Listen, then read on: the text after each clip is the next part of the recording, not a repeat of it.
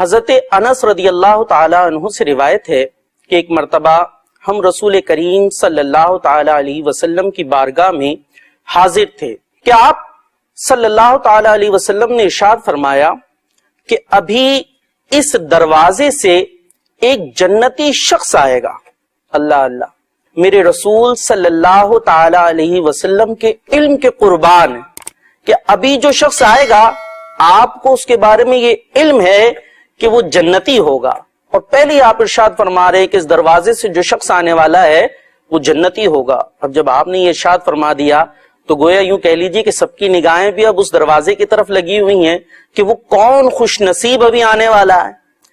کہ حضرت انس فرماتے ہیں ہماری نگاہوں نے دیکھا کہ ایک انصاری شخص اس دروازے سے داخل ہوا. حضرت انس فرماتے ہیں کہ ان کی داڑھی میں وضو کا پانی تھا اور بائیں ہاتھ میں اپنی چپلیں پکڑے ہوئے تھے، اپنے جوتے پکڑے ہوئے تھے.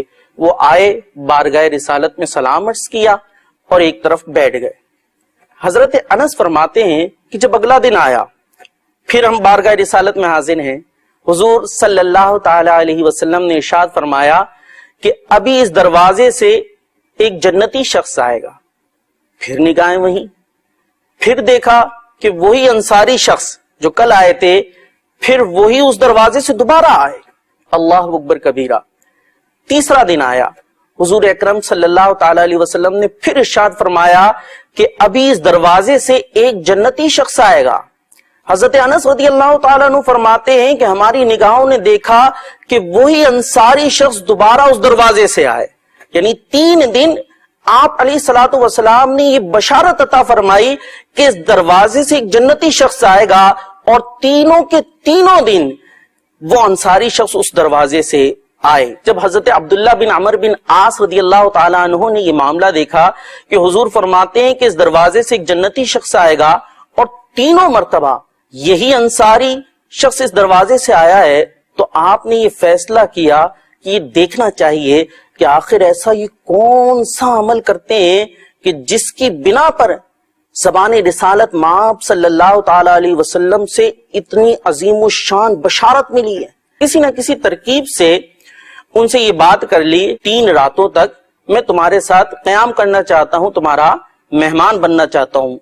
غرض تو یہ تھی نا کہ دیکھنا چاہتے تھے کہ آخر ان کے اعمال ایسے کون سے ہیں کہ جس کی بنا پر انہیں یہ عظیم الشان بشارتیں مل رہی ہیں. اب حضرت عبداللہ بن عمر بن عاص فرماتے ہیں ساتھ 3 راتیں میں رہا تو تینوں راتیں میں نے ان کا کوئی خاص بڑا عمل نہیں دیکھا.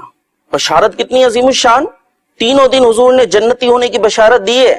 اب ساتھ موجود ہیں، کہتے ہیں رات بھر میں نے کوئی ایسا خاص بڑا عمل ان کا نہیں دیکھا، بلکہ وہ آرام کرتے تھے. ہاں اتنا ضرور ہوتا تھا کہ وہ انصاری شخص سوتے میں اگر کبھی تھوڑی دیر کے لیے بھی بیدار ہونا تو ذکر اللہ کرنے لگتے تھے، حتیٰ کہ کروٹ لیتے ہوئے بھی اللہ کا ذکر کرتے تھے، اللہ اکبر کہتے تھے.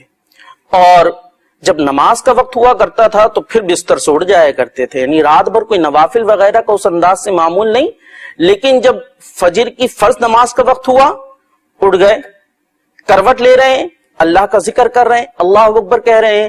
اور فرماتے حضرت عبداللہ بن عمر بن عاص کہ ان کی زبان سے کبھی بری بات نہیں سنی. 3 راتیں گزر گئیں تو میں نے پھر اس انصاری شخص کے سامنے اپنا تمام معاملہ ظاہر کر دیا کہ میں نے یہ دیکھا کہ تم تینوں دن بارگاہ رسالت میں حاضر ہوئے، حضور علیہ الصلوۃ والسلام نے تمہارے لیے جنتی ہونے کی بشارت دی.